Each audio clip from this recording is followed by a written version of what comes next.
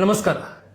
ಮನುಷ್ಯನಿಗೆ ಕಣ್ಣು, ಕಿವಿ, ಮೂಗು, ಬಾಯಿ ಎಲ್ಲವೂ ಸರಿ ಇದ್ದಾಗ ಬಹುಶಃ ಅದರ ಮಹತ್ವ ಗೊತ್ತಾಗುವುದಿಲ್ಲ.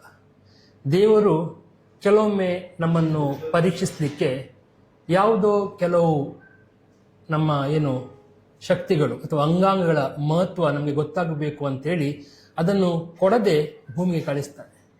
ಹಾಗಂತೇಳಿ ಅವರೇನು ಅದೃಷ್ಟಹೀನರಲ್ಲ. ಅವರಿಗೆ ವಿಶೇಷವಾಗಿರುವಂಥ ಮತ್ತೇನೋ ಒಂದು ಶಕ್ತಿ ಇರುತ್ತೆ, ಒಂದು ಚೇತನ ಇರುತ್ತೆ, ಒಂದು ಚೈತನ್ಯ ಇರುತ್ತೆ. ಆದರೆ ಮಾನವೀಯ ಸಮಾಜ ಕೆಲವೊಮ್ಮೆ ಮಾನವೀಯತೆಯನ್ನು ಮರೆತಾಗ ಅಂಥ ಜನರನ್ನು ನೋಡುವಂಥ ದೃಷ್ಟಿ ಬದಲಾದಾಗ ಆಗುವಂಥ ಘಟನೆಗಳು ಎಷ್ಟರ ಮಟ್ಟಿಗೆ ಮನಸ್ಸನ್ನು ಕಲಕ್ತವೆ ಅಂತ ಹೇಳಿದ್ರೆ ಬಹುಶಃ ಇತ್ತೀಚೆಗೆ ನಡೆದಂಥ ಒಂದು ಘಟನೆಯ ಸಾಕ್ಷಿ. ನಿಮಗೆಲ್ಲ ಗೊತ್ತಿರುವ ಹಾಗೆ ಶ್ರೀ ನೌಫಾಲ್ ಎನ್ನುವಂಥ 30 ವರ್ಷದ ಯುವಕ ಮಂಗಳೂರಿನ ಕುಂಟಿಕಾನದಲ್ಲಿರುವಂಥ ಒಂದು ಖಾಸಗಿ ಸಂಸ್ಥೆಯ ಲಿಫ್ಟ್ನೊಳಗೆ ಆತ ದುರದೃಷ್ಟವಶಾತ್ ಸಾವಿಗೀಡಾಗ್ತಾನೆ. ಯಾಕಂತ ಹೇಳಿದರೆ ಆತನಿಗೆ ಆ ಘಟನೆ ಸಂಭವಿಸುವಾಗ ಬೊಬ್ಬೆ ಹೊಡಿಲಿಕ್ಕೆ ಧ್ವನಿ ಇರಲಿಲ್ಲ. ಅವನಿಗೆ ಕೇಳಲಿಕ್ಕೆ ಶಬ್ದಗಳ ತರಂಗಗಳು ಅರ್ಥ ಆಗಲಿಕ್ಕೆ ಕಿವಿಯಲ್ಲಿ ಅಂದರೆ ಕಿವುಡರಾಗಿದ್ದರು. ಅವರನ್ನು ನಾವಿವತ್ತು ಕಳ್ಕೊಂಡಿದ್ದೇವೆ. ಆದರೆ ಅದು ಅಲ್ಲಿಗೆ ಮುಗಿಬಾರ್ದು. ಆ ಲಿಫ್ಟ್ನಲ್ಲಿ ಆದಂತಹ ಘಟನೆ ಆತನ ಪ್ರಾಣವನ್ನು ತೆಗೆದುಕೊಂಡು ಹೋಗಿರ್ಬೋದು. ಆದರೆ ನಾವು ಮನುಷ್ಯರಾಗಿದ್ದುಕೊಂಡು ಆತನಿಗೆ ನ್ಯಾಯ, ಆತನ ಆತ್ಮಕ್ಕೆ ಚಿರಶಾಂತಿ ಸಿಗಬೇಕು ಅಂತಾದರೆ ಏನಾದರೂ ಧ್ವನಿ ಎತ್ತಲೇಬೇಕು. ಆಗ ಮಾತ್ರ ಈ ಸಮಾಜದಲ್ಲಿ ಮನುಷ್ಯರಾಗಿ ಹುಟ್ಟಿದಕ್ಕೆ ಸಾರ್ಥಕವಾಗುತ್ತೆ. ಈ ಬಗ್ಗೆ ನಮ್ಮೊಂದಿಗೆ ಮಾತಾಡಲಿಕ್ಕೆ ಅಂದರೆ ನಮ್ಮ ಭಾವನೆಗಳನ್ನು ಅರ್ಥ ಮಾಡಿಸ್ಕೊಳ್ಳಿಕ್ಕೆ, ನಮ್ಮೊಂದಿಗೆ ಆ ಘಟನೆಗಳನ್ನು ವಿವರಿಸಲಿಕ್ಕೆ ಒಬ್ಬರಿದ್ದಾರೆ. ಶ್ರೀಯುತ ಚರಣ್ ಕುಮಾರ್ ಅವರು ಭಾರತದ ಅಂದರೆ ಈ ರಾಷ್ಟ್ರೀಯ ಈ ಒಂದು ಸಂಘಟನೆ ಇದೆ, ಜಿಲ್ಲಾ ಅಂದರೆ ಕಿವುಡರ ಸಂಘದ್ದು ಜಿಲ್ಲೆಗಳಲ್ಲಿ ಪ್ರತಿ ಜಿಲ್ಲೆಗಳಲ್ಲಿದೆ, ಅದರದ್ದು ರಾಷ್ಟ್ರೀಯ ಸಲಹೆಗಾರರು ಮತ್ತು ನಾಯಕರು. ಚರಣ್ ಕುಮಾರ್ ಅವರ ಕಾರ್ಯಕ್ರಮಕ್ಕೆ ಸ್ವಾಗತ. ನಮಸ್ಕಾರ. ಹಾಗೆ ನಮ್ಗೆ ಗಗನ್ ಅವರಿದ್ದಾರೆ. ಗಗನ್ ಪ್ರಭು ದಕ್ಷಿಣ ಕನ್ನಡ ಜಿಲ್ಲಾ ಈ ಸಂಘದ ಅವರು ಉಪಾಧ್ಯಕ್ಷರಾಗಿದ್ದಾರೆ. ನಿಮಗೂ ನಮಸ್ಕಾರ. ಸೊ ಚರಣ್ ಅವರು, ಏನಾಯ್ತು ಅಂದ್ರೆ ನೀವು ಬೆಂಗಳೂರಿನಿಂದ ಇವತ್ತು ಬಂದಿದ್ದೀರಿ, ಇಲ್ಲಿ ಬಂದು ಜಿಲ್ಲಾಧಿಕಾರಿ ಅವರಿಗೆ ಮನವಿ ಕೊಟ್ರಿ, ಮತ್ತೆ ಬೇರೆ ಬೇರೆ ಅಧಿಕಾರಿಗಳಿಗೆ ಮನವಿ ಕೊಟ್ರಿ, ನಾವು ಅದನ್ನೆಲ್ಲ ನೋಡ್ತಾ ಇದ್ದೇವೆ. ನಿಮ್ಗೆ ಮೊದಲಿಗೆ ಇದು ಯಾವಾಗ ಗೊತ್ತಾಯ್ತು ಮತ್ತೆ ಏನಾಯ್ತು? ನಮ್ಗೆ ಇದ್ರ ಬಗ್ಗೆ ನ್ಯೂಸ್ ಎಲ್ಲ ಪ್ರಚಾರ ಮಾಡಿದ್ರು. ಮಂಗಳೂರಲ್ಲಿ ಈ ತರ ಇನ್ಸಿಡೆಂಟ್ ಆಗತ್ತಂತ ಒಬ್ಬ ವ್ಯಕ್ತಿ ಲಿಫ್ಟ್ ಇಂದ ಹೋಗ್ಬಿಟ್ಟು ಅಂತ. ಸೊ ಇದು ನಾವೇನೋ ಯಾರೋ ನಾರ್ಮಲ್ ಪೀಪಲ್ ಅಂತ ಯಾರೋ ಒಂದು ಕಷ್ಟ ಆಯ್ತು, ಸುಮ್ಮನಾದ್ವಿ. ಆಮೇಲೆ ನಮ್ಗೆ ಒಬ್ಬ ವ್ಯಕ್ತಿ ಮಂಗಳೂರಲ್ಲಿ ಇರೋದು, ಬೆಳ್ತಂಗಡಲ್ಲಿ ಇರೋನು, ಅವ್ನು ಡಫ್ ಪರ್ಸನ್ ಅಂತ ನಮ್ಗೆ ಇನ್ಫಾರ್ಮ್ ಮಾಡಿದೆ. ಸಾರ್ ಆಂಟಕ್ ಆಫ್ ಹುಡುಗ, ಹಿಂಗೆ ಕೆಲಸ ಮತ್ ಬರಲ್ಲ, ನಫಲ್ ಅಂತ 30 ವರ್ಷದ ವಯಸ್ಸು ಹುಡುಗ, ಹಿಂಗೆ ಟಮಾಟರ್ ಕಾಸೆ ಮಾಡಿದವನ 4 ತಿಂಗಳಿಂದ ಸೇರ್ಕೊಂಡಿದ್ದಂತ ಜಾಬ್ಗೆ. ಸೊ ಹಿಂಗೆ ಆಗಾಯ್ತು ಅಂತ ಗೊತ್ತಾಯ್ತು. ಬಟ್ ಎಲ್ಲ ಅನೌನ್ಸ್ ಮಾಡಿ ಅಲ್ಲಿ ಆಂಟಕ್ ಆಫ್ ಹುಡುಗ ಅಂತ ಅನೌನ್ಸ್ ಮಾಡಿರ್ಲಿಲ್ಲ. ಆಮೇಲೆ ನೀವು ಅನೌನ್ಸ್ ಮಾಡಿದ್ರಲ್ಲ ಫೇಸ್ಬುಕ್ ಅಲ್ಲಿ, ಅವಾಗೂ ನಮ್ಗೆ ಗೊತ್ತಾಯ್ತು. ಇದ್ರ ಮೇಲೆ ಅರ್ಥ ಮಾಡ್ಕೊಂಡ್ಬಿಟ್ಟು ನಾನೇನ್ ಮಾಡಿದೆ, ಮಂಗಳೂರು ದಕ್ಷಿಣ ಕನ್ನಡ ಜಿಲ್ಲೆ ಕಿವುಡರ ಸಂಘಕ್ಕೆ ಅನೌನ್ಸ್ ಮಾಡಿ ಸೊ ಲೆಟರ್ ಸಬ್ಮಿಟ್ ಮಾಡ್ಕೊಂಡು ರೆಡಿ ಮಾಡಿ ಡಿಸಿ ಆಫೀಸ್ಗೆ ಹೋಗಿ ಕೊಡಿ. ಪಾಪ ಅವ್ನಿಗೆ ನ್ಯಾಯ ಕೊಡಿಸ್ಬೇಕು. ನಮ್ಮ ಹುಡುಗ ಪ್ರತಿಯೊಬ್ಬ ಹ್ಯಾಂಡಿಕ್ ಆಫ್ ಪರ್ಸನ್ ಯಾವುದೇ ಜಾಗದಲ್ಲಿ ಏನೋ ಒಂದು ಸಮಸ್ಯೆ ಆದ್ರೆ ಮೊದಲೇ ಶಂಕ ಬರೋದು ನಮ್ಮ ಕಮ್ಯುನಿಟಿಗೋಸ್ಕರ. ಸೊ ಅವಾಗ ಅವ್ನು 4 ತಿಂಗಳು ಕೆಲಸ ಮಾಡ್ತಾ ಇದ್ದಾಗ ಸೊ ಲಿಫ್ಟ್ ಅಲ್ಲಿ ಹೊರಗಡೆ ಇಳಿಸಿರೋದು. ಯಾಕಂತ ನಮ್ದು ಹ್ಯಾಂಡಿಕ್ ಆಫ್ ಹುಡುಗಿ ಕೆಲಸಲ್ಲ, ಮಾತ್ ಬರಲ್ಲ, ಗೊತ್ತಿತ್ತಾನ. ಅವರು ತರಬೇತಿ ಕೌಶಲ್ಯ ಕೊಟ್ಟಿಲ್ಲ.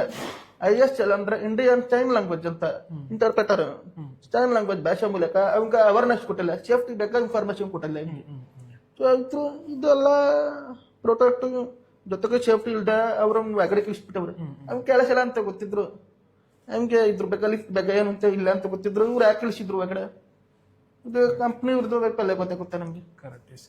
ಅಂದ್ರೆ ಸಾಮಾನ್ಯ ಜನರಿಗೆ ಮತ್ತು ಬೇರೆಯವರಿಗೆ ಒಂದು ವ್ಯತ್ಯಾಸ ಇರುತ್ತೆ. ನಮ್ಗೆಲ್ಲ ಗೊತ್ತಿರುವಂತ ಸಂಗತಿ, ಕಿವಿ ಕೇಳಿಸಿದ್ರೆ ಶಬ್ದಗಳು ಎಲ್ಲೋ ಬರ್ತಾ ಇರುವುದು ನಮ್ಗೆ ಅರ್ಥ ಆಗುದಿಲ್ಲ.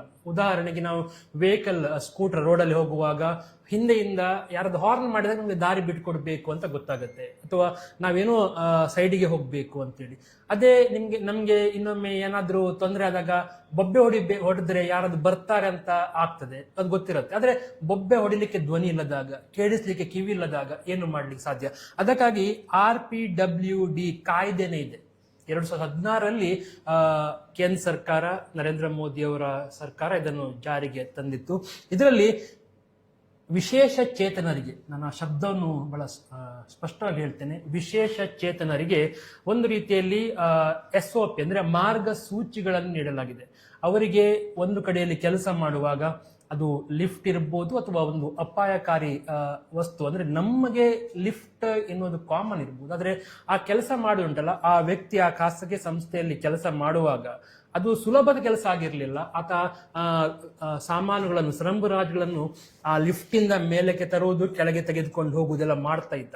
ಒಂದಿಷ್ಟು ಹೆಚ್ಚು ಕಮ್ಮಿ ಆದ್ರೆ ಏನು, ಯಾರು, ಈಗ ನಾವು ಆದ್ರೆ ಬೊಬ್ಬೆ ಹೊಡಿಬಹುದು, ಕರಿಬಹುದು ಯಾರನ್ನಾದ್ರೂ ತೊಂದರೆ ಆಗ್ತಾ ಉಂಟು ಅಂತೇಳಿ, ಅಥವಾ ಯಾರಾದ್ರೂ ನಿಮ್ಗೆ ನೀನು ಸ್ವಲ್ಪ ನೋಡಿ ಅಲ್ಲಿ ಕೆಳಗೆ ಪ್ರಾಬ್ಲಮ್ ಇದೆ ಅಂತ ಯಾರಾದ್ರೂ ಹೇಳಿದ್ರೆ ನಿಮ್ಗೆ ಕಾಮನ್ ಜನ, ನಮ್ಮಂತವರಿಗೆ ಅದು ಅರ್ಥ ಆಗುತ್ತೆ. ಆದ್ರೆ ಇವರಿಗೆ ಕೇಳಿಸುವುದಿಲ್ಲ, ಹೇಳಲಿಕ್ಕೂ ಆಗುದಿಲ್ಲ. ಸೊ ಎರಡೂ ಪ್ರಾಬ್ಲಮ್ ಇದ್ದಾಗ ಅಂತ ಒಂದು ಟಫ್ ಸಿಚುವೇಶನ್ಗಳಲ್ಲಿ ಇವರನ್ನು ಬಳಸಿಕೊಳ್ಳುವುದು ಮತ್ತು ಏನೂ ಆಗುವುದಿಲ್ಲ ಎನ್ನುವಂತ ನಿರ್ಲಕ್ಷ್ಯದಿಂದ ಅವರ ಪ್ರಾಣವನ್ನು ಏನು ಅಪಾಯಕ್ಕೆ ಒಡ್ಡುವುದು ತುಂಬಾ ಡೇಂಜರ್. ನೀವು ಮನವಿ ಕೊಟ್ರಿ ಚರಣ್ ಅವರೇ, ಮನವಿಯಲ್ಲಿ ಏನಿದೆ, ವಿಷಯ ಏನಿದೆ, ಅವರಿಗೆ ಏನಾದ್ರು ಪರಿಹಾರ ಕೊಡ್ಬೇಕು ಅಂತ ಅಂದ್ರೆ ಯಾಕಂದ್ರೆ ನಮ್ದು ಹ್ಯಾಂಡಿಕ್ರಾಫ್ಟ್ ಅವರು ಎಲ್ಲಾರು ನಾವು ಒಂದು ಜೀವ ಇದ್ದಂಗ ನಮ್ ಕಮ್ಯುನಿಟಿನ ಡೆವಲಪ್ ಆಗ್ಬೇಕು. ನಮ್ ಕಮ್ಯುನಿಟಿಯಲ್ಲಿ ಒಬ್ಬೊಬ್ರು ಇಲ್ಲ ಅಂದ್ರೆ ನಮ್ ಕಮ್ಯುನಿಟಿ ಅಂದ್ರೆ ನಿರ್ನಾಮ ಆಗೋಯ್ತದಂತ. ಅವಂಗೆ ರಕ್ಷಣೆ ಕೊಟ್ಟಿಲ್ಲ, ಅವ್ರ ಫ್ಯಾಮಿಲಿಗೂ ಪರಿಹಾರ ಕೊಟ್ಟಿಲ್ಲ. ಜೊತೆಗೂ ಏನಿದ್ರು ಕೇಸ್ ಎಲ್ಲ ಪ್ರೊಸೀಡ್ ಮಾಡ್ತಾಳ, ಇನ್ವೆಸ್ಟಿಗೇಷನ್ ಮಾಡಿ ಇದ್ರ ಬಗ್ಗೆ ಪ್ರೊಸೀಡ್ ಮಾಡಿಲ್ಲ, ಇನ್ಫಾರ್ಮೇಶನ್ ಕೊಟ್ಟಿಲ್ಲ. ಅಂದ್ರೆ ಧ್ವನಿ ಇದ್ದವರು ಪ್ರತಿಭಟನೆ ಮಾಡ್ತಾರೆ, ನಮ್ಗೆ ಹೋರಾಟ ಬೇಕು ಬೇಕು ಬೇಕಂತ. ನಿಮ್ಗೆ ಬೇಕು ಹೇಳಲಿಕ್ಕೆ ಅವರಿಗೆ ಗೊತ್ತಿದೆ ಇವರೇನು, ಇವರದ್ದು ವಾಯ್ಸ್ ಬರುದಿಲ್ಲ ಅಂತೇಳಿ. ಸೊ ಅಗೇನ್ ಕೇರ್ಲೆಸ್ ಮಾಡ್ತಾರೆ. ಸೊ ನೀವೇನಾದ್ರು ಪರಿಹಾರ ಡಿಮಾಂಡ್ ಮಾಡಿದ್ದೀರಾ? ಎಷ್ಟು ಅಮೌಂಟ್ ಏನಾದ್ರು ನೆಕ್ಸ್ಟ್ ಟೈಮ್ ಇದೇ ತರ ಇನ್ನೊಂದ್ಸತಿ ಆಗ್ಬಾರ್ದು ಅಂತ. ಈಗ ಸುಮಾರು 5,000 ಜನ ಇಲ್ಲಿ ಕೆಲಸ ಮಾಡ್ತಿರ್ಬೋದು, ಕರ್ನಾಟಕದಾದ್ಯಂತ ಬೆಂಗಳೂರು ಆಗ್ಲಿ 5,000 ಜನ ಕೆಲಸ ಮಾಡ್ತವ್ರೆ ಹ್ಯಾಂಡಿಕ್ರಾಫ್ಟ್ ಪರ್ಸನ್.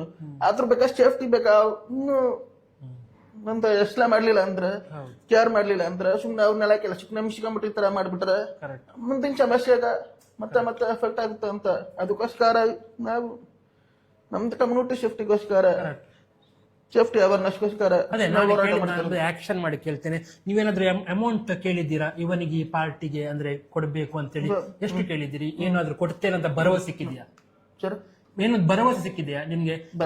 ಅಮೌಂಟ್ ಭರವಸೆ ಅಂತ ಹೇಳಿದ್ರೆ ಅವನಿಗೆ ನೌಫಾಲಿಗೆ ಅಮೌಂಟ್ ಭರವಸೆ ಅಂತಲ್ಲ. ಇವಾಗ ಅವ್ನು ಹ್ಯಾಂಡಿಕ್ರಾಫ್ಟ್ ಪರ್ಸನ್ ಕಾಕೊಂಡ್ಬಿಟ್ಟು ಅವನು ಅವ್ರ ಮನೆಗೆ ಆಧಾರ ಆಗಿರೋದು. ಹೌದು, ಅವನಿಲ್ಲ ಅಂದ್ರೆ ಮನೆ ಹೆಂಗ್ ನಡೀತದ? ಅವನ ವ್ಯಕ್ತಿ ಜೀವನ ಇಂಪಾರ್ಟೆಂಟ್ ಅಂತ. ಅವನೊಬ್ಬ ತುಂಬಾ ಒಳ ವ್ಯಕ್ತಿ, ಕಷ್ಟಪಟ್ಟು ದುಡಿಯೋ ವ್ಯಕ್ತಿ. ಇವಾಗ ಅವ್ನು ಕಳ್ಕೊಂಡ್ರ ನಷ್ಟ ಜೀವನ ಏನ್ ಮಾಡ್ತಾರೆ ಅವ್ರ ಫ್ಯಾಮಿಲಿ. ಅದಕ್ಕೋಸ್ಕರ ಅವ್ರ ಫ್ಯಾಮಿಲಿಗೋಸ್ಕರ ಪರಿಹಾರ ಕೊಡ್ಸಕ್ಕೆ ನಾವು 25 ಲಕ್ಷ ಡಿಕಾರ್ಡ್ ಮಾಡಿದ್ವಿ. ಕಾನೂನು ನಡೀಲಿ, RPWD ಆಕ್ಟ್ ಅಡಿಲಿ ಈ ತರ ಎಷ್ಟಾಗ್ತದಂತ ಕಂಪ್ನಿಯಿಂದ ಟರ್ಮಾಟಂತ 25 ಲಕ್ಷ ಪರಿಹಾರ ಕೊಡ್ಸಿ ಕಳಿದ್ವಿ. ಜೊತೆಗೆ CM ಅವರಿಂದ 5 ಲಕ್ಷ ಪರಿಹಾರ ಕೊಡ್ಸಕ್ ರಿಕ್ವೆಸ್ಟ್ ಮಾಡಿದ್ವಿ. ಜೊತೆಗೆ DC ಆಫೀಸ್ ಇಂದ 50,000 ಪರಿಹಾರ ಕೊಡ್ಸಕ್ ರಿಕ್ವೆಸ್ಟ್ ಮಾಡಿದ್ವಿ. ಇಷ್ಟೆಷ್ಟಾಗ್ತಾ ಫ್ಯಾಮಿಲಿಗೆ ಪರಿಹಾರ ಕೊಡಿಸಿ ನಮ್ಗೆ ನ್ಯಾಯಕ್ಕೂ ಸಿಗ್ಬೇಕು. ದಕ್ಷಿಣ ಕನ್ನಡ ಜಿಲ್ಲಾಧಿಕಾರಿ ದರ್ಶನ್ ಅವರು ನಿಮ್ಗೆ ಯಾವ ರೀತಿಯಲ್ಲಿ ಸಹಕಾರ ಕೊಟ್ಟಿದ್ದಾರೆ ಅಂತ ಏನಾದ್ರು ಹೇಳ್ಬೋದಾ? ಏನಾದ್ರು ಭರವಸೆ ಕೊಟ್ಟಿದ್ದಾರೆ? ಭರವಸೆ ಕೊಟ್ಟವ್ರ ಜಿಲ್ಲಾಧಿಕಾರಿಗಳು ಮೀಟ್ ಮಾಡಿದ್ವಿ. ಜಿಲ್ಲಾಧಿಕಾರಿಗಳು ಫಸ್ಟ್ ಟೈಮ್ ಮೀಟ್ ಮಾಡಿದ್ರ ತುಂಬಾ ಒಳ ವ್ಯಕ್ತಿ ದಕ್ಷ ಅಧಿಕಾರಿಗಳು ಅವರು. ಅವ್ರಿಗೆ ಈ ವಿಷಯ ಗಮನಕ್ಕೆ ಬಂದಿರ್ಲಿಲ್ಲ. ನಮ್ದು ಹ್ಯಾಂಡಿಕ್ರಾಫ್ಟ್ ದಕ್ಷಿಣ ಕನ್ನಡ ಜಿಲ್ಲೆಗೆ ಉಡರ ಸಂಖ್ಯೆ ಇದೆ ಅಂತ ಅವ್ರ ಗಮನಕ್ಕೆ ಬಂದಿರ್ಲಿಲ್ಲ. ಇದ ಫಸ್ಟ್ ಟೈಮ್ ಬಂದಾಗ ಅವ್ರು ನಮ್ಗೆ ಇನ್ಸ್ಪಿರೇಷನ್ ಮಾಡಿದ್ರು. ನಿಮ್ಮ ಹ್ಯಾಂಡಿಕ್ರಾಫ್ಟ್ ಕಮ್ಯುನಿಟಿಗೋಸ್ಕರ ನೀವು ಹೋರಾಡಬೇಕು, ನೀವು ಕಂಪ್ಲೇಂಟ್ ಕೊಟ್ಟಿದ್ರ ಸರಿ. ಈಗ ಅವ್ರು ಹೇಳಿದ್ರು, ಈಗ ದಕ್ಷಿಣ ಕನ್ನಡ ಸುತ್ತಮುತ್ತ ಲಿಫ್ಟ್ ಎಲ್ಲ ಕ್ಲೋಸ್ ಮಾಡಿಸಿದ್ವಿ. ಜೊತೆಗೆ ಟೊಮ್ಯಾಟೊ ಕ್ಲೋಸ್ ಮಾಡವ್ರ, ಅದ್ರ ಇನ್ವೆಸ್ಟಿಗೇಷನ್ ನಡೀತದೆ. ಜೊತೆಗೆ ಅವ್ರ ಟೊಮ್ಯಾಟೊ ಕಂಪ್ನಿನ ಅವ್ರು ಕರ್ಸ್ಬಿಟ್ಟು ಮಾತಾಡಿ ಇವತ್ತ ಅಷ್ಟಲ್ಲಿ ತಗೊಂತೀವಿ ಅಂತ ಹೇಳಿ ನಮ್ಗೆ ಭರವಸೆ ನೀಡಿ 30 ದಿನದೊಳಗೆ ನಿಮ್ಗೆಲ್ಲ ಲೆಟರ್ ಕಳಿಸ್ತೀವಿ ಅಂತ ಭರವಸೆ ಕೊಟ್ಟವ್ರು.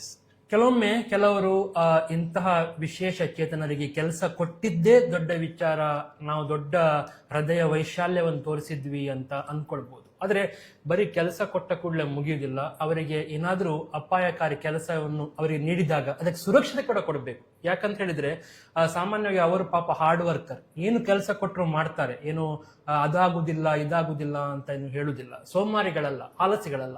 ಏನು ಕೊಟ್ಟರು ಓಕೆ ನಾನು ಮಾಡ್ತೇನೆ ಹೇಳ್ತಾರೆ. ಆದ್ರೆ ಮಾಡುವಾಗ ನಾವು ಅವರಿಗೆ ಕೊಡುವ ಕೆಲಸದಲ್ಲಿ ಅದು ಸಾಮಾನ್ಯ ಜನರಿಗೂ ಅವರಿಗೂ ಏನಾದ್ರೂ ನಾವು ವ್ಯತ್ಯಾಸ ಅಂದ್ರೆ ಅಪಾಯಕಾರಿ ಕೆಲಸ ಸಂದರ್ಭಗಳಲ್ಲಿ ಧ್ವನಿ ಇಲ್ಲ, ಕಿವಿ ಕೇಳಲ್ಲ ಅಂತಂದ್ರೆ ಏನು ಅಂತೇಳಿ. ಸೊ ನಿಮ್ಗೆ ದಕ್ಷಿಣ ಕನ್ನಡ ಜಿಲ್ಲೆಯಲ್ಲಿ ಅನುದಾನಗಳು ಏನಾದ್ರೂ ಸಿಕ್ಕಿದೆಯಾ?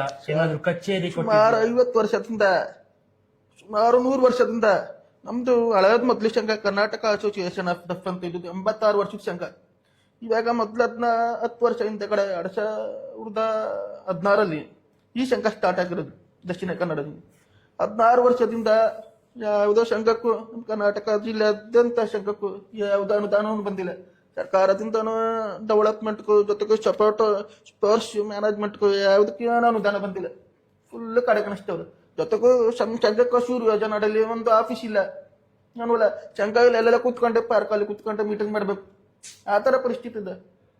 ಎಷ್ಟೋ ಸಂಘಗಳವೆ, ಎಷ್ಟೋ ಸಂಘಗಳ ಕೋಟೆ ಅನುದಾನ ಕೊಡ್ತಾವ್ರೆ.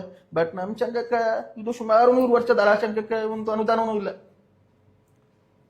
ಅಂದ್ರೆ ಬೇರೆಯವರಾದ್ರೆ ಪ್ರತಿಭಟನೆ ಮಾಡ್ತಾರೆ, ಧಿಕ್ಕಾರ ಕೂಗ್ತಾರೆ, ಸರ್ಕಾರದ ವಿರುದ್ಧ ಏನು ವಾಯ್ಸ್ ರೇಸ್ ಮಾಡ್ತಾರೆ.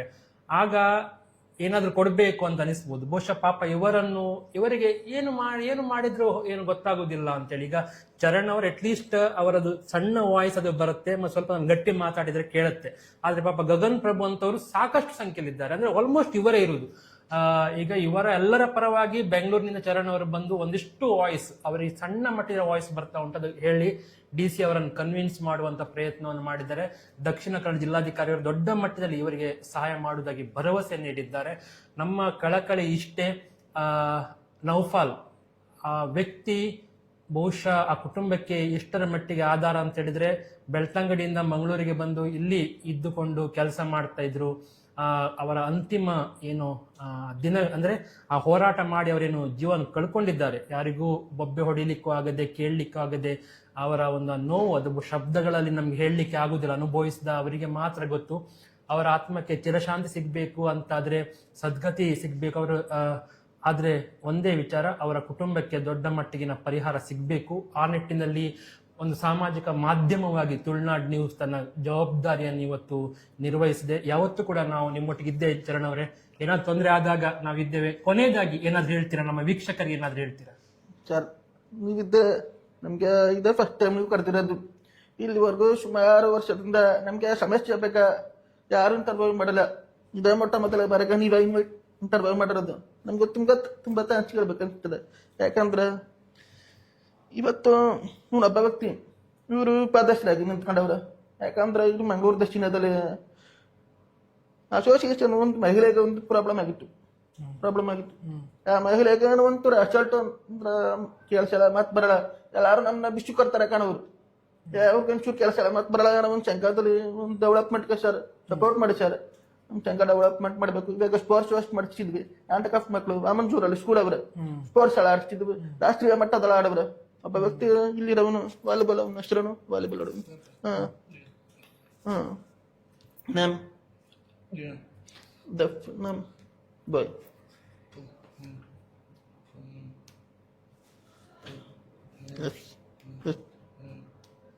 ಬಸವ ಬುಷಮ್ ಬಿ ಎಸ್ ಭೂಷಣ್ ಅಂತ ಡಫ್ ಪರ್ಸನ್. ಅವನು ಜಪಾನ್ಗೆ ಹೋಗಿ ಆಡವನು. ದಕ್ಷಿಣ ಕನ್ನಡದಲ್ಲಿರೋನು. ಅವನು ಜಿಲ್ಲಾ ಪಂಚಾಯತ್ ಆಫೀಸರ್ ಅಲ್ಲ. ನಾನು ಅಷ್ಟೊಂದು ಪ್ರೈಜ್ ಸರ್ಟಿಫಿಕೇಟ್ ಎಲ್ಲ ಗೆದ್ದಿರೋದು ಎಲ್ಲ ತಗೊಂಬಂದು ಸಬ್ಮಿಟ್ ಮಾಡಿದ್ರು. ಅಲ್ಲಿಗೆ ಹೋಗ್ಬಿಟ್ಟು ಬರೋಕೆ ಒಂಚೂರು ಸಹಾಯ ಮಾಡಿಲ್ಲ ಸರ್ಕಾರದಿಂದ. ಅವನ ಸಾಲ ಮಾಡಿಕೊಂಡು ಸ್ವಂತ ಪಂಚಲವಾಗಿ ಜಪಾನಲ್ಲಿ ಪಾರ್ಟಿಸಿಪೇಟ್ ಮಾಡ್ಯಾವ. ಆಮೇಲೆ ಸಬ್ಮಿಟ್ ಮಾಡಿ ಅವ್ನಿಗೆ ಇನ್ನು 28 ವರ್ಷ ಗೌರ್ಮೆಂಟ್ ರಿಸರ್ವೇಶನ್ ಜಾಬ್ ಸಿಗುತ್ತ. ಆಂಟಕ್ ಆಫ್ ಒಲಿಂಪಿಕ್ ಅಲ್ಲ ಆಡೋರು, ನ್ಯಾಷನಲ್ ಲೆವೆಲ್ ಆಡೋರವ್ರಿಗೆ ಆ ರಿಸರ್ವೇಶನ್ ಅಡಿಲಿ ನಮ್ಗೆ ಜಾಬ್ ಸಿಗ್ತಲ್ಲ. ಆಂಟಕ್ ಆಫ್ ಅವ್ರು ಸಾವಿರಾರು ಜನ ಹಿಂದುಳಿದವ್ರ ವರ್ಗಗಳೆಲ್ಲ ಮೇಲೆ ಹತ್ತವ್ರೆ. ಇದ್ರ ನಮ್ಮಂತವ್ರು ಆಂಟಕ್ ಆಫ್ ಅವ್ರು ಯಾರ ಮೇಲೆ ಹತ್ತಿಲ್ಲ. ಅವರಲ್ಲಿ ಬುದ್ಧಿವಂತಿಕೆ ಇದೆ, ಕೌಶಲ್ಯ ಇದೆ, ಮತ್ತೇನಾದ್ರೂ ಮಾಡ್ಬೇಕೆನ್ನೋ ಸಾಧನೆ ಮಾಡ್ಬೇಕೆನ್ನುವಂತ ಶಕ್ತಿ, ಹುಮ್ಮಸ್ಸು ಎಲ್ಲ ಇದೆ, ವಯಸ್ಸಿದೆ. ಎಲ್ಲಕ್ಕಿಂತ ಮುಖ್ಯವಾಗಿ ಒಂದು ನಿರ್ದಿಷ್ಟವಾಗಿ ಬೆಳೆಬೇಕೆನ್ನುವಂತ ಗುರಿ ಇದೆ. ಆದ್ರೆ ಒಂದು ಧ್ವನಿ ಇಲ್ಲ ಅಥವಾ ಅವ್ರು ಕೇಳುವುದಿಲ್ಲ ಎನ್ನುವಂತ ಕಾರಣಕ್ಕೆ ಅವರನ್ನು ತುಳಿಯುವಂತ ಕೆಲಸವನ್ನು ಮಾನವೀಯ ಸಮಾಜ ಮಾಡ್ತಾ ಇರೋದು ನಿಜಕ್ಕೂ ತುಂಬಾ ಬೇಸರದ ಸಂಗತಿ. ಇದು ಇಲ್ಲಿಗೆ ನಿಲ್ಬೇಕು. ನೌಫಾಲ್ ಅವರ ಏನು ಅಂತ್ಯ ಎಲ್ಲರಿಗೂ ಒಂದು ರೀತಿಯಲ್ಲಿ ಪಾಠ ಆಗ್ಲಿ. ಚರಣ್ ಅವರು ಎಕ್ಸ್ಪ್ಲೇನ್ ಮಾಡಿದ್ರು, ಒಂದು ಕಚೇರಿ ಕೊಡುದಿಲ್ಲ, ನಮ್ಗೊಂದು ಮೀಟಿಂಗ್ ಮಾಡ್ಲಿಕ್ಕೆ ವ್ಯವಸ್ಥೆ ಇಲ್ಲ, ಒಂದು ಆಡ್ಲಿಕ್ಕೆ ನಾವು ಗ್ರೌಂಡ್ ಬುಕ್ ಮಾಡ್ಬೇಕಾದ್ರೆ ಹಣ ಖರ್ಚು ಮಾಡಬೇಕು, ಎಲ್ಲಾ ರೀತಿಯಲ್ಲಿ ನಮ್ಗೆ ಪ್ರಾಬ್ಲಮ್. ಬಹುಶಃ ಧ್ವನಿ ಇದ್ದವರಿಗೆ ಅದರ ಮಹತ್ವ ಇವತ್ತು ಗೊತ್ತಾಗೋದಿಲ್ಲ. ಯಾವಾಗ ದೇವರು ಕಂಡುಬಿಡ್ತಾನೋ ಆಗ ಫಲ ಸಿಗತ್ತೆ ಅಂತ ಹೇಳ್ತಾ ಇಷ್ಟೊತ್ತು ನಮ್ಮೊಂದಿಗೆ ಮಾತನಾಡಿದಂತಹ ಚರಣ್ ಅವರಿಗೆ ಹಾಗೂ ತಮ್ಮ ಭಾಷೆಯಿಂದ ಚರಣ್ ಅವರೊಟ್ಟಿಗೆ ಸಂವಹನ ಮಾಡಿದ ಗಗನ್ ಅವರಿಗೆ ಇಬ್ಬರಿಗೂ ಕೂಡ ತುಳುನಾಡು ನ್ಯೂಸ್ ಪರವಾಗಿ ಧನ್ಯವಾದಗಳು. Thank you very much. ನಿಮ್ಮ ಮುಂದಿನ ಎಲ್ಲ ಹೋರಾಟಗಳು ಯಶಸ್ವಿಯಾಗಲಿ ಅಂತೇಳಿ ನಾವು ಬಯಸ್ತೇವೆ, ಅಪೇಕ್ಷಿಸ್ತೇವೆ ಮತ್ತು ನಿರೀಕ್ಷೆ ಮಾಡ್ತೇವೆ. Thank you thank you so much. Thank you.